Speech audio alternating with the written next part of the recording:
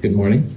Happy Wednesday. I hope your day is going well. If you have nothing else better to do with your time, they announced the Nobel Prize winners in chemistry this morning, so pretty exciting kind of things. But anyway, for us right now in this class though, next Monday afternoon when you come to lab, the hydrogen lab will be due. We'll also turn in self-corrected problem set number 3.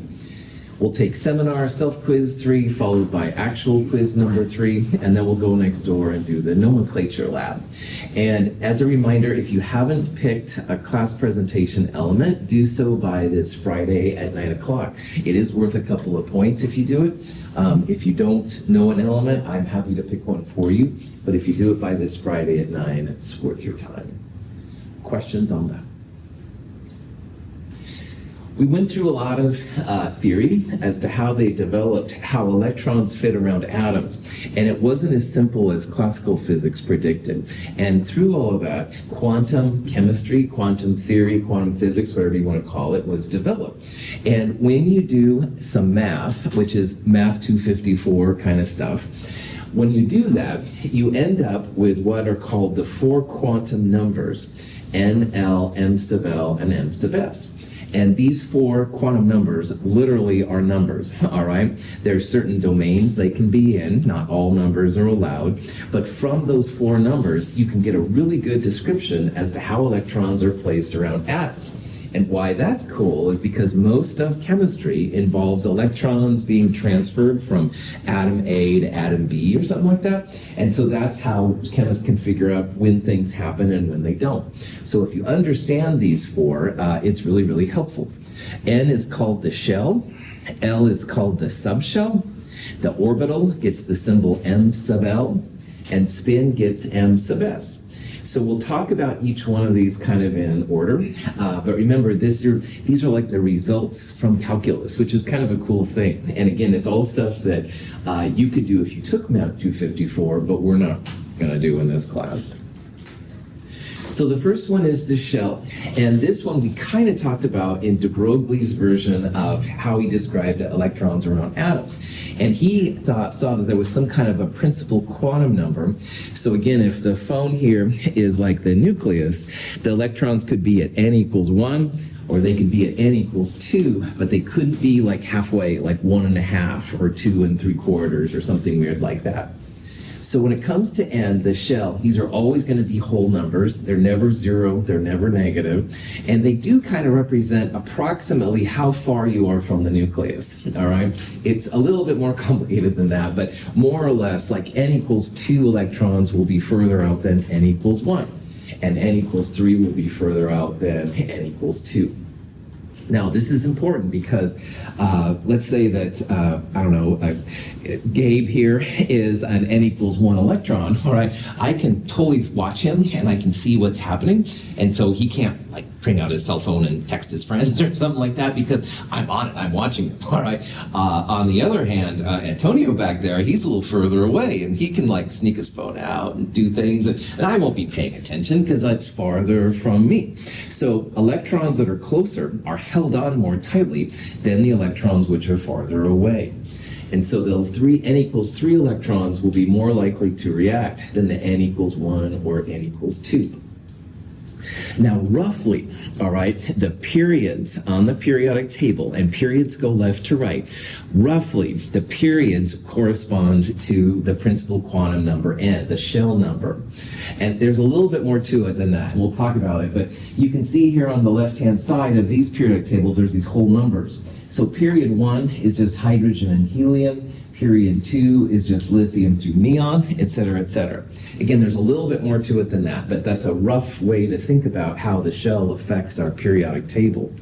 So one reason why the periodic table is as it is because of these electron rules, which is kind of crazy. But again, n is just a whole number. It starts at 1. 1 is closest to the nucleus. The bigger the number, the further away you are from the nucleus, stuff like that.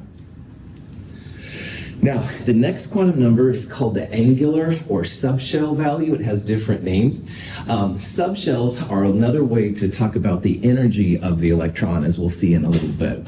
But they talk about these as being subshells, all right? And you might have seen pictures, something like this before, if you've taken chemistry before. The subshell value determines where the electron is. Now, in the quantum world, you have to make a choice between the energy and where the electron is exactly. And chemists always pick the energy. So we have just an approximate idea where the electron actually is. And these little pictures right here represent where the electron is around the nucleus, like say 90% of the time. So if you look at the one here on the left, the nucleus would be right in the middle. And remember, nucleus is really, really small. So that electron will be somewhere in that sphere 90-ish% of the time, all right? And then the P's, which look kind of like a figure 8, the nucleus would be right in the middle. The electron will be in one of these spheres more than 90% of the time. The reason for the colors is that waves have a positive part and a negative part. And when you do the math, these colors correspond to the positive and negative part. D's would be right in here in the middle. These F's would be right in the middle. So these are approximately where the electron is. Just like you know that most of the time when I lecture, I'm kind of like right in this kind of little area right here, that I could go back and see Praveen or something like that if I wanted to, all right? Most of the time, though, I'm right here, and that's kind of where chemists are, with where the electron is. We know the energy well, but we don't always know where the electron is. Now, L values have a dependence on N, all right? You're at least going to have an L value of 0, all right? But then L will go no bigger than N minus 1. So remember here on the left of the periodic table, those are the shell numbers, the N numbers. For example, then when N equals 1, L can be no bigger than N minus 1. So if N is 1, 1 minus 1, you're only going to have one value of L. On the other hand, when you get to N equals 2, then L goes from 0 up to 2 minus 1, or 1. So L would have both 0 and 1 when N equals 2. And when N equals 3, you'd have 0, 1, 2. When N equals 4, you'd have 0, 1, 2, 3, etc., etc. But L values will never be the same as N. Always going to be a difference. People use a letter system to describe the L value. It's going to be helpful to us. And these are terrible things, but I kind of like this one. Stupid people drink freaking gas. You can also use stupid people drive freaking gas hogs. Substitute, of course, your own F word in. But anyway, if you see S, that's a way to talk about when L equals 0. And if you see D, for example, that's when L equals 2. And L equals 2 looks kind of like this. Sometimes people call it the clover. Whatever. Dumbbell is this one. I always call it a figure 8, but either way. So SPDF is going to be important, and I'm going to write that down. So L, 0, 1, 2, 3, 4, SPDF, G. All right. Subshells are further broken down into orbitals, all right? And so the number of orbitals depends on the subshell. The number of orbitals depends on the subshell, just like the subshell had a dependence on the shell, all right? So if you want to know the total number of orbitals, 2 times L plus 1. So we saw how L always starts at 0, and it can go up to N minus 1. So you can get into some pretty big values of L. The number of orbitals is 2L plus 1. So if you have an L of 0, 2 times 0 plus 1, 1 orbital. If you have L equals 1, then 2 times 1 plus 1 would be 3. And the values of m sub L, the number of orbitals, always goes from minus L to plus L. So if L is 0, minus 0 to plus 0 is just 0.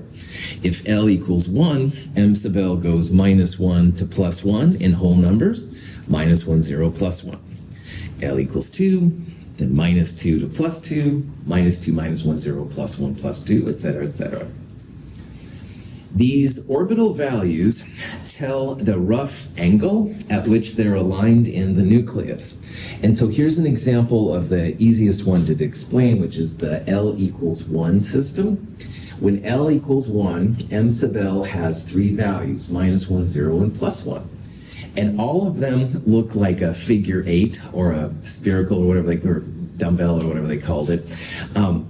This one is aligned along the z-axis, this one is along the x-axis, and this one's in the y-axis. So these figure 8s are aligned y, z, x, y, all right? That's kind of the idea here with how these all work. So notice how when L equals 0, you only have 1 orbital, and M sub L equals 0 is a valid number. It doesn't mean it doesn't exist. But when L equals 1, then you have 3 orbitals. You have 3 M sub L values, -1, 0, +1. That's like talking about x, y, and z axes. Questions? Any spinning electric charge creates a magnetic field.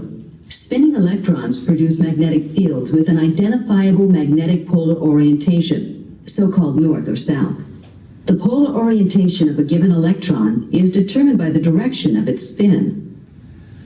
The fourth quantum number, M sub s, actually took a little bit longer to be developed. It didn't come out in the initial thing done by Schrodinger. It took some other scientists' work to do it. But anyway, the fourth quantum number is called the spin quantum number, M sub s. And when you have an electron, it's got a negative charge, and the negative charge is constantly moving around.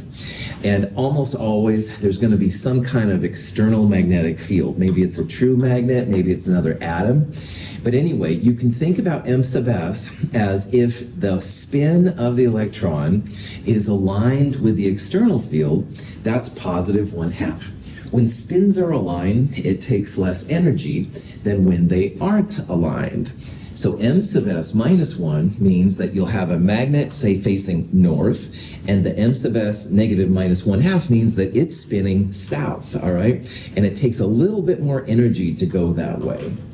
So when you are doing these things, M sub s +1/2 is always the first one you want to do because it's a little tiny bit lower energy than the -1. But also notice that M sub s is only +1/2 or -1/2. And M sub s does not depend on M sub L, L, or N. Like M sub L depend on L depended on N. M sub s is kind of the lone wolf out there all by itself. Cool. So, NL, M sub L, and M sub s, we can actually use this to describe how electrons are placed around atoms, which is a cool thing for chemists.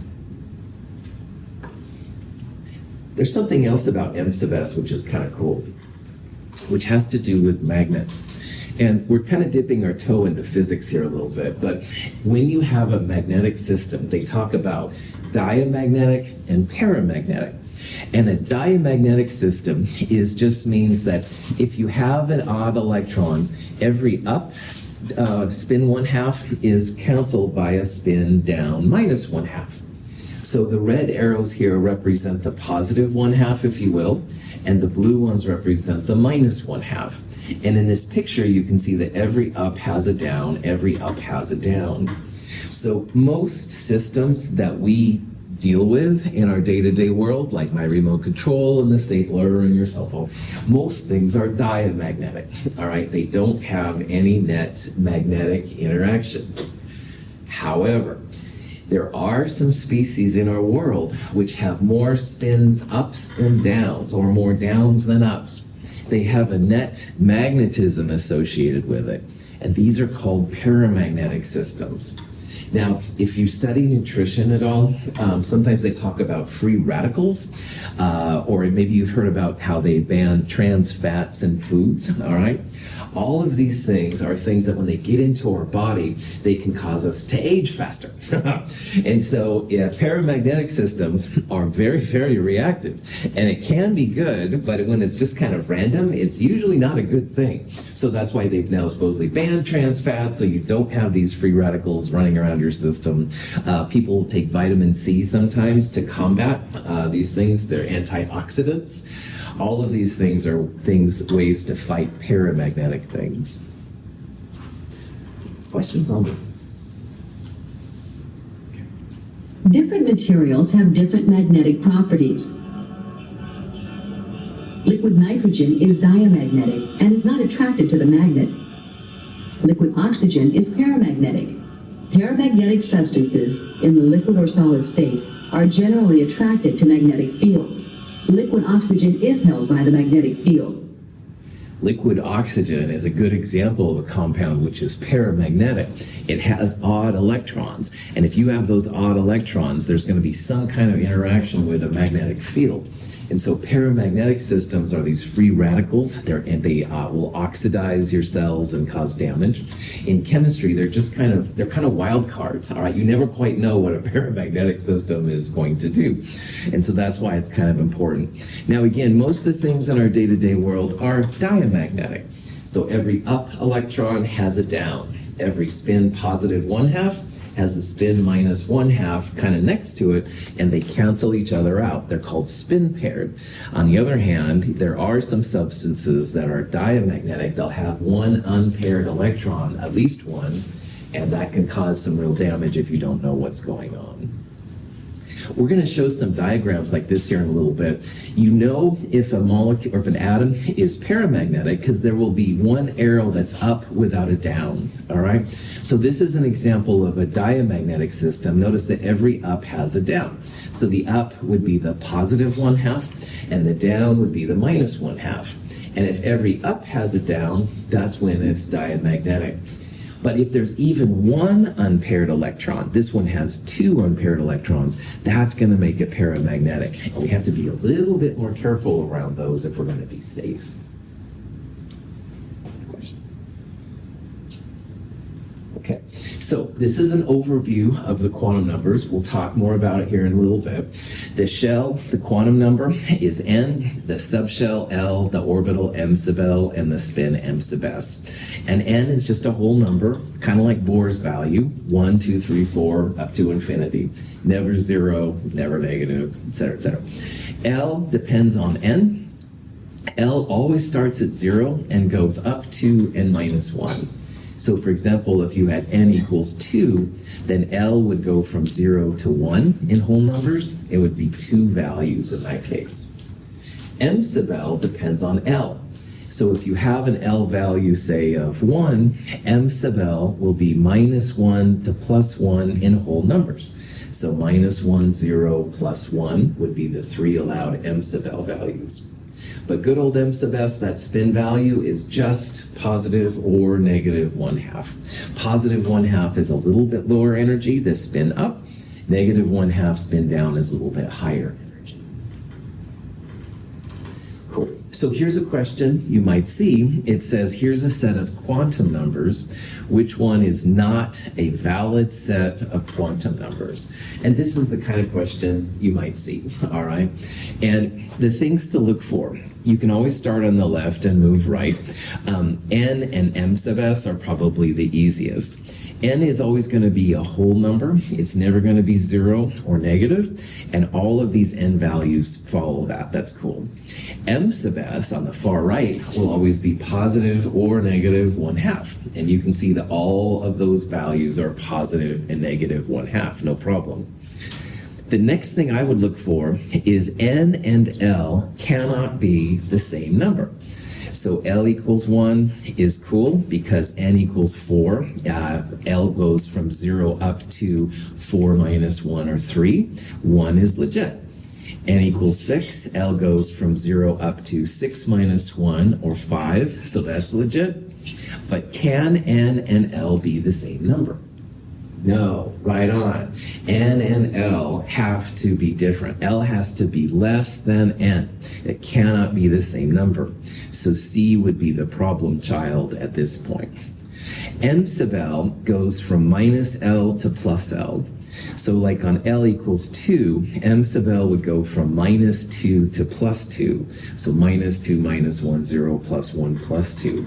If this would have been -3, that would have been outside of the domain when L equals 2. Profit off. If these are new to you, you're probably like, this is easier than the Math 254 stuff. And trust me, it is, but it's weird. All right. And at the very least, I hope you can appreciate that they do all this complicated calculus to get these crazy quantum numbers. And it actually works really well at describing how electrons go around atoms. It does take a little bit to learn how they interact. All right. I don't think it's horribly hard, but just think about it. We'll go through some examples, see what's going on. Profit.com. Questions? We're going to use what's called NL notation to talk about the different orbitals and subshells and stuff like that. Now, as we saw earlier, N is always a whole number, 1, 2, 3, 4, 5, etc. And L is also a number. It goes up to N minus 1, but it's a number. So having N and L together, we're going to see, is helpful to talk about the energy of the electrons. But if you put a 2 next to a 0, it would look like 20, all right? And you can't tell then which N and L value you have. So earlier we saw how the L values have this SPDF system. So if you see something like this, 3S is an example, the number is the N, and the letter corresponds to a value of L. So for S, that means that L would be 0, all right? If this was a 3P, then L would be 1, stuff like that.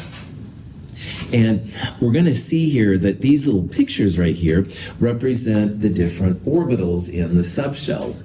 Don't worry about that for right now, but notice here's like a 3S, there's a 3D, there's a 1S. So for each one of these, you can figure out the N, the number, and then the letter, if you know SPDF, cool for school.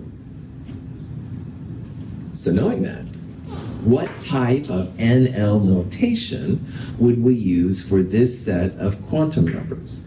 So N equals 3, L equals 1, M sub L is minus 1. First of all, M sub L doesn't really play out when it comes to NL notation. So as long as it's valid, you're good. So ignore M sub L, all right? But N equals 3 means that the number in front will be 3. We wouldn't have 4, all right? And if L equals 1, you can use this table. L equals 1 would be a P subshell. So this would be the 3P. That's the NL we would use for that. Questions? Now, one thing about a wave, any wave, is that they have what's called a node. Now this is the traditional wave, where the wave starts and stops. But right here, and also where it stops and starts, there's no wave. There's no wave density, all right? And when you're talking about electrons, which is what we're going to be talking about, we need to know where the nodes are because you don't have any glue to hold an atom together, hold atoms together. Like if you try to have an atom come in and bond at this exact distance, ain't gonna happen, all right? Electrons are like the glue that hold the molecules together. And if you don't have any electrons, any glue, you can't make the atom stick. So chemists need to worry about what's called nodes. And there's two types of nodes with these systems. There's what they call spherical, or the book calls a radial node, all right? And a radial node, it's like a ball within a ball. It's like an area within the sphere where there's no electron density. And to figure out how many spherical or radial nodes there are, you just go N minus L minus 1. So if you know it's 3P or 1S, whatever, the number is the N. SPDF will tell you the L value. N minus L minus 1 will tell you what the spherical nodes are. Planar nodes are also an issue when it comes to some of the orbital types. And a planar node is like a sheet of glass that separates the parts of the orbital. And again, if you want to try and make two atoms stick and you're right on one of those planar nodes, I don't think so. So knowing where these nodes are will help you to see if it's even possible to make the molecules that you want. Planar nodes equal L. So for example, when L equals 0, this is an S system. S's don't have any planar nodes. But when you have the P's, I thought it was kind of like a figure 8. Right in the middle, you've got like a sheet of glass that separates both sides, and you aren't going to have any electron density there, so you won't make any molecules. And the D's, when you look at them long enough, they have 2 planar nodes, 2 sheets of glass. One goes up and down, and one goes left and right. The F's, which are less common, actually have 3 of them inside. So it gets more and more complicated as the orbitals get bigger. But you just need to know that planar nodes equal L, and spherical or radial nodes n minus L minus 1. So this is an example of how to find the 3s. Oops, there's a typo. Ignore that one right there. Sorry about that. 3s means n equals 3. Again, ignore that one. Sorry about that. S means L equals 0. So 3, not 13, 3 minus 0 minus 1 means there's 2 spherical or radial nodes. And if you look inside here, there's kind of like 2 circles, and those represent where the nodes are. It's the white parts right there. And again, you're not going to be able to make the atoms stick right there. Yeah. Questions? There's many different types of orbitals. Orbitals are the m sub L values when you're in a certain value of L. So when L equals 0, you have an s orbital, all right? M sub L, when L equals 0, will only be 0, so there's only one of them, all right? But anyway, the difference between, say, 1s and 2s, first of all, is that 2 is farther from the nucleus, as we said, than 1. So 2s is bigger than 1s. You can see how literally this is like a bigger sphere, all right? And this one is smaller. Now, when you have 1s, n equals 1, L equals 0, so there's no planar nodes. You don't have any nodes at all with 1s. But when you get to 2s, n minus L minus 1, 2 minus 0 minus 1, then you end up with one of these spherical nodes. And you can kind of see it in this 2-dimensional cut. There's like a little white circle right there. You can also see it in the graph. There's no distribution right there. These are the things that chemists think about when you start doing it. So if you have a 2s orbital, it's kind of tough. This is 3s. You can see how they get even bigger. This is an animation, which is a little bewildering to me, but it is. You can see there's like circles inside, and those represent these spherical or radial nodes. You can also see it kind of right there in the middle. You can see where the wave goes to 0. So what I want you to pull from this is that if you're looking at 1s versus 2s versus 3s versus 4s, all right, they get bigger. All right, 4s is a lot bigger than 1s. And you do have to start thinking about nodes. Usually the simplest one doesn't have much of any, but as you get bigger, bigger, bigger, you end up with more and more nodes. So more and more places you have to be careful where the electrons distribute out. So the S's are like big spheres. They don't have any planar nodes. The P's, which are the next one, the P's are like figure 8, and they all have a planar node. And when you get to the P's, that's when L equals 1. So m sub L is going to be minus 1, 0, plus 1, 3 m sub L values, and those correspond to like x, y, and z axes. So in this case, you can see there's like x, y, and z. The nucleus is in the middle. You'd have one on the x-axis, one on the y-axis, and one straight up and down on the z-axis. So here's an example of one of the 3 orbitals, the 2px. Now p means that L equals 1, so there's one planar node. But 2 minus 1 minus 1, which is how you figure out the spherical nodes, no spherical or radial nodes. But again, as you get bigger, here's 3p, which is bigger and stuff like that. So you can see it's bigger than this one is right here. Also notice then that this one has a radial node, 3 minus 1 minus 1, 1 spherical node. Questions? So this is a question you might see. It says, how many nodes in a 4p orbital? All right? So to answer this question for 4p, we first need to know what the n is, and we need to know what the L is. So what is the n value for 4p? 4. Well done, Anastasia. 4. The number is literally just the n value, okay? And if you have a p system, which is what we have, what would be the L value? 1. Well done. So n equals 4, L equals 1. Everybody cool with that? Cool. Now, there's spherical or radial. I'm used to calling them spherical, but the book calls them radial, just letting you know. Doesn't matter how you call either one. And there's planar. Now, spherical, radial, n minus L minus 1. 4 minus 1 minus 1, 2 spherical or radial nodes. Now, planar nodes equals L. L here is 1 planar node. So if you count those up, 2 plus 1, that's going to give you the total nodes for the system. And it's a pretty easy thing to calculate. It's just L for the planar, n minus L minus 1 for the radial, n minus L minus 1 for the radial or spherical. Add them up together to get the total nodes. Any questions on that? The D's are kind of like, they call them clovers, 2 figure eights, whatever you want to use is fantastic, all right? But again, each of the D's is a little bit different. There are 5 m sub L values when L equals 2. So when you have a D, you have L equals 2. M sub L goes from -2 to +2 in whole numbers. So -2, -1, 0, +1, +2, that's where these 5 things come from. And they all look somewhat like figure clovers, except for this one.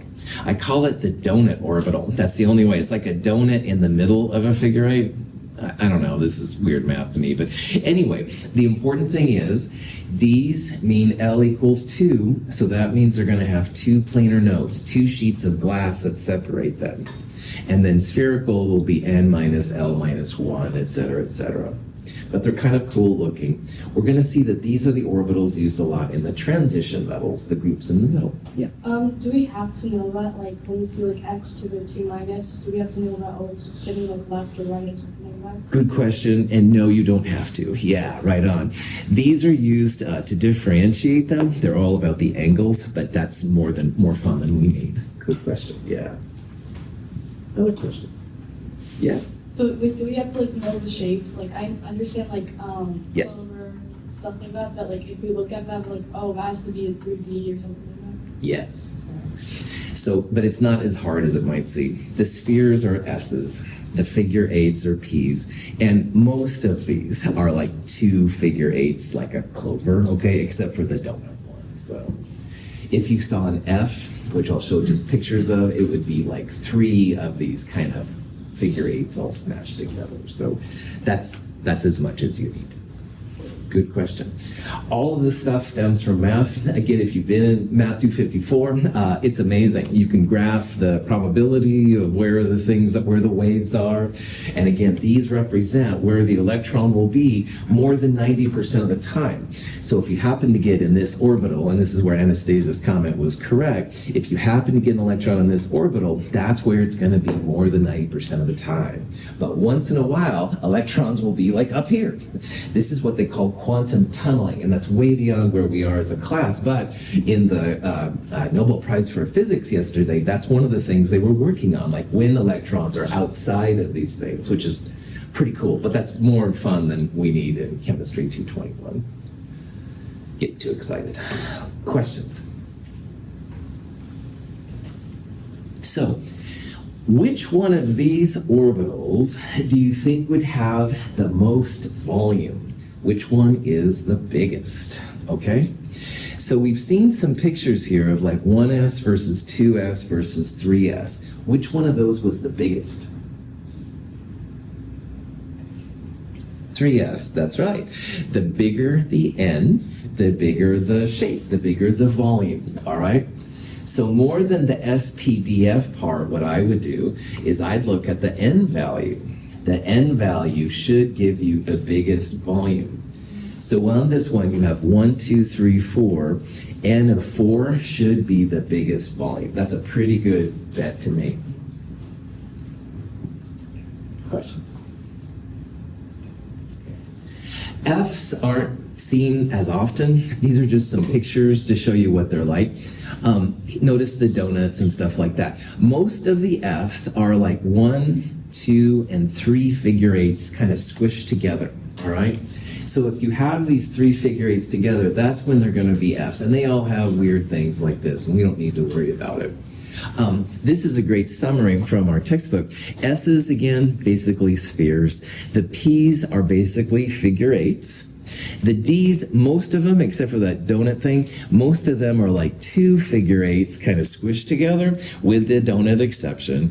These guys are kind of all over the place. We won't see them as much, but you can see they're more complicated, all right? So if you can know the top 3 types, I'm very, very pleased. Questions on them? Okay. So let's do an example of how you can derive the different n, l, m sub l values, etc. for the n equals 3 shell, all right? The n equals 3 shell is something we'll talk about. It's where electrons will hang out, but we need to figure out these quantum numbers in order to figure out how this all works. So n equals 3 is a valid n value. What is the maximum value of L you can get when n equals 3? 2. Nice job. 2 is the maximum value. You always start at L equals 0, so you're always going to have at least 0. But for L, you're going to have values of 0, 1, and 2. So again, it depends on n. N is 3. L goes from 0 to n minus 1. That would be 0, 1, and 2. If it was n equals 4, you'd have 0, 1, 2, and 3. On the other hand, n equals 1, you would only have L equals 0. Cool? Now, the subshell letter is this SPDF kind of thing right here. So for is L equals 0, that's always going to be S. 1 is P, 2 is D, etc., etc. F is something we'll see after it. If there were a G, we'll talk about that later, that would be 4, stuff like that. But for this example, we're going to have S, P, and D. So when it comes to NL notation, we're going to put the N in front of those letters. We're going to have 3S, 3P, and 3D, all right? And notice we won't have a 3F or a 3G or something like that. Those are disallowed values. Questions so far? Okay. Now, the M sub L values depend on the L. M sub L always goes from minus L to plus L. So M sub L when L equals 0 will be minus 0 to plus 0, just 0. On the other hand, when L equals 1, M sub L goes from minus 1 to positive 1, so that would be minus 1, 0, plus 1, 3 values. So you could, and when L equals 2, minus 2 to plus 2, etc., etc., you're good to go. So notice the values of M sub L, the number of orbitals goes up as your L value goes up too. Down here is kind of a quick and dirty way to do these things, so hopefully this is starting to look a little bit more familiar. Now, the number of orbitals equals the number of allowed M sub L values. So in this first one here, there was 1 M sub L value, there's going to be 1 orbital. Here there are 3 M sub L values, 3 orbitals, 5 orbitals, stuff like that. So this is how you can break them down. Now, quantum mechanics is filled with patterns, all right? If you count up 1 plus 3 plus 5, you get 9, all right? N squared equals the total number of orbitals. So if you know the N value and you want to know all the orbitals in that shell, N squared. If you have an N and an M sub L value, as we're going to see, you can go 2L plus 1. So 2 times 2 plus 1 gives you 5 orbitals. 2 times 0 plus 1 gives you 1 orbital. Some people like this better than doing it the way that I'm showing up here, and that's fine too. But there are patterns in this stuff, and you'll see lots of them going through. So, 1 orbital at L equals 0, 3 orbitals at L equals 1, 5 at L equals 2. Some people think of this as a train track, and so I'm showing another way to represent n equals 3. Actually, n equals 3 would be this part right here. So if you focus just here on this bigger part, here's L equals 0. These 3 are L equals 1, and these 5 are L equals 2. And so people think, well, the L equals 0 just has 1 train track, but L equals 1 would have minus 1, 0, plus 1 trains, etc., etc. When n equals 2, you would have 0 and 1 for L, so there's only 1 train there, but L equals 1 will have 3. And the n equals 1 has only L equals 0, only m sub L equals 0, only 1 orbital. Questions? Okay, so all these quantum numbers are bubbling around. How do you use them? Show me the money. How do we do it? And this guy came along, Pauli, and Pauli said, hey, when you put electrons in atoms, each electron has to have its own set of quantum numbers. You can't share quantum numbers, all right? So Gabe and I have an apartment together, but someone wants to invite Gabe to the party and not me. They have to have a way to send a letter, if you will, or email, whatever, to Gabe, but not me, and that's legit. So electrons have, each of them has different quantum numbers. So if you want to invite the first electron to the party, but not the second one, you can do this. They call this the Pauli exclusion principle, and it works really well. So all the electrons have to have different sets of quantum numbers. No electron, no 2 electrons can have the same values, all right? And that's what's really important. Now, we haven't talked as much about m sub s yet, but it's going to become really important here because you can have a single orbital with 2 electrons in it. They can have positive 1/2, and the other one will be minus 1/2. So m sub s is going to pop in here. Okay, so let's do the first shell, n equals 1. And we saw when n equals 1, L is going to be up to n minus 1, which means 0. And when L is 0, m sub L is only 0. And because this is L equals 0, it's an S letter. So this is what they call the 1s subshell, and there's only a single orbital 1s. So if you think about this long enough, you can give 2 electrons to the same orbital if you change m sub s. So n equals 1, L equals 0, m sub L is 0, m sub s positive 1/2. That's electron number 1. And the second electron is going to have the first 3 numbers the same, but a different spin number, minus 1/2. So these will be electrons number 1 and electron number 2. And if you keep going, n equals 2, then you have L values that are 0, the S's, and you have L's which are P, all right, when L equals 1. And each of these orbitals is going to have 2 electrons because there's positive and negative 1/2. So positive 1/2, negative 1/2, positive 1/2, negative 1/2, etc., etc. The punchline is that each orbital holds only 2 electrons. Now, if you've seen chemistry before, and if you haven't, it's totally fine. You might have seen 1s2, 2s2, 2p6 kind of stuff. This is what we're building up to, all right? The 1s2 literally means 2 electrons in this 1s orbital. And 2s2 would be these. Notice there's 2 entries there, so that's where that superscript is.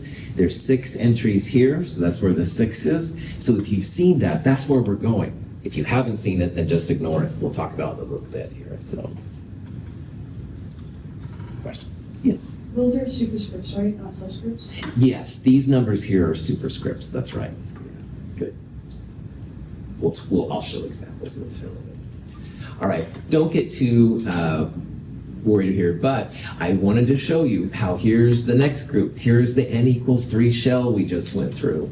And again, 2 electrons in 3s, and 6 in the p's, and 10 in the d's. So we're seeing a pattern. All right, all of the s's will hold 2 electrons, all of the p's will hold 6, all of the d's will hold 10, stuff like that. And as Anastasia just pointed out correctly, these superscripts are going to reflect that.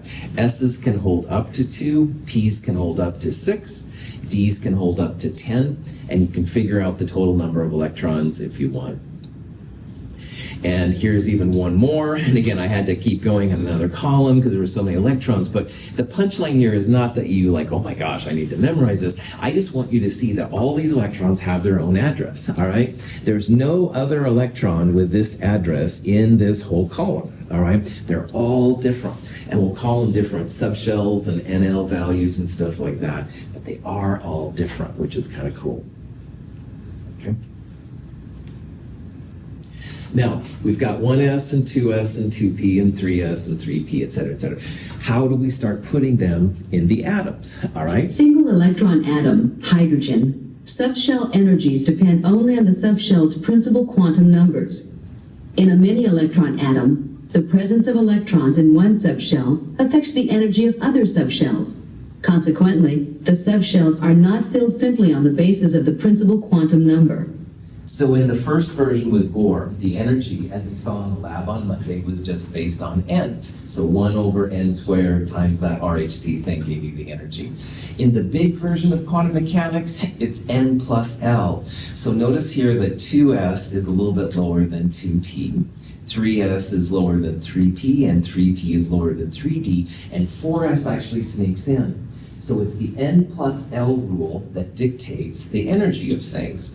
And that's what's going to be important. And you can use physics cats if you want. They call this the n plus L rule. And it's how electrons are placed around atoms. And when you put electrons in atoms, you always go to the lowest one first and then start moving up. So knowing this order is going to be important. And that's kind of what this next section is all about. Now, this is an example of what's called an Aufbau diagram. Aufbau is apparently German for building. And you can see how there's like 1s, 2s, 3s, 4s, 5s, etc. And then you go up and over 1, and you start with the p's. So 2p, 3p, 4p, 5p. Then you go up and over 1 to 3d, and go up and over 1 to 4f. If you want, you go up and order 1 to 5g and start right here. And you want to fill electrons going kind of in this up and to the left kind of fashion. So 1s down there gets filled in before 2s, 2s gets filled in before 2p, 3s, 3p, etc., etc. This is going to be important as you start filling out the electrons. You never, for example, put 3d electrons in before 4s, and that's not real intuitive at first. But if you follow the Aufbau diagram, you should be good to go. Now, 2s has n equals 2 and L equals 0. So 2 plus 0 is where they get this number right here. N plus L equals 2 gets filled in after N plus L equals 1. 1s would be N equals 1, S is L equals 0, so 1 plus 0 is 1. So it's like this one gets filled in first, followed by this one, etc., etc. Now, if you don't like the Aufbau diagram, there is a way to read the periodic table, and I'll probably show you that more on Friday than right now. Question?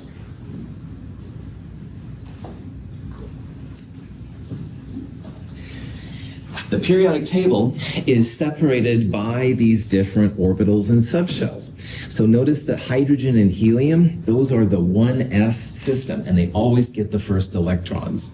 Then the left-hand block, these blocks right here, the alkali metals and alkaline earths, those are the s blocks, 2s, 3s, 4s, etc., etc. On the far right, 3a through 8a, or 13 through 18, that's what they call the p block. You can use those. And again, you follow how the electrons get filled in. So 2s goes before 2p, then after that 3s and 3p, 4s comes in first before 3d, stuff like that. So you can also like read the periodic table and your call which way you do that. Helium, technically, for this discussion, should be over here. The hydrogen and helium things are always messing us up. But instead of using Aufbau, this is another way to tell what the electron filling order is, which is great too. Either way is cool. Question? All right. So on Friday, we'll start more of this than today, but the superscripts that Anastasia said, yeah, that's the number of electrons. And it's good to know how many electrons go in each one. 1s will be first. And again, when you see this 1s, that means n equals 1. S means L equals 0. M sub L is 0 and L equals 0. And the first M sub S is always positive 1/2. So if you see 1s1, that's 1 electron in the 1s orbital. They can hold up to 2. We're going to call this spectroscopic SPDF notation. Any questions? All right. Yeah, go ahead. I might be hopping ahead of you a little bit. No.